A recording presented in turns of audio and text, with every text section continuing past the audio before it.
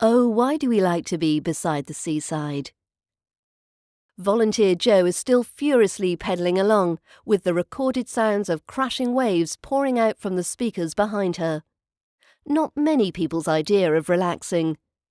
But if the laboratory study turns out to show a real effect on mood and the desire to keep cycling, then the team have to ask, what is it about images of the sea accompanied by the sounds of canned waves that's making all the difference?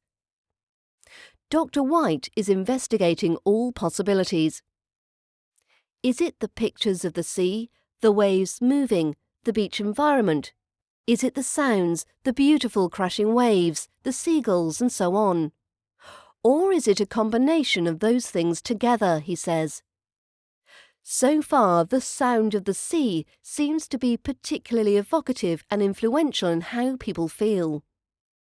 Funnily enough, when you ask people what they're listening to, it might be a recording here in Cornwall, but they're imagining somewhere in the Seychelles, so that's maybe what's going on in the brain. You see and hear one thing, but you're perhaps imagining other things. The notion of the seaside environment allowing people's minds to wander seems to be supported by early unpublished results from a brain imaging study. What we're finding, if anything, is a lot less activity in the brain when the sea is being shown, compared to green spaces, says Dr. White, which tells us that it's possibly less stressful and more familiar to the core human being. Although the seaside is by no means being touted as a cure-all for depression, the idea is that over time small incremental changes could add up to a big change, perhaps even big enough to help people living with depression.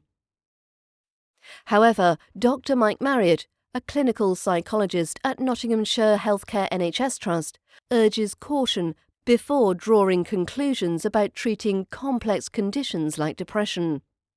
Anything that can help to give people with depression a different experience by lifting their mood temporarily might well aid them in overcoming their difficulties, he says, but a complete recovery usually comes when people are able to see changes in all the other areas of difficulty as well.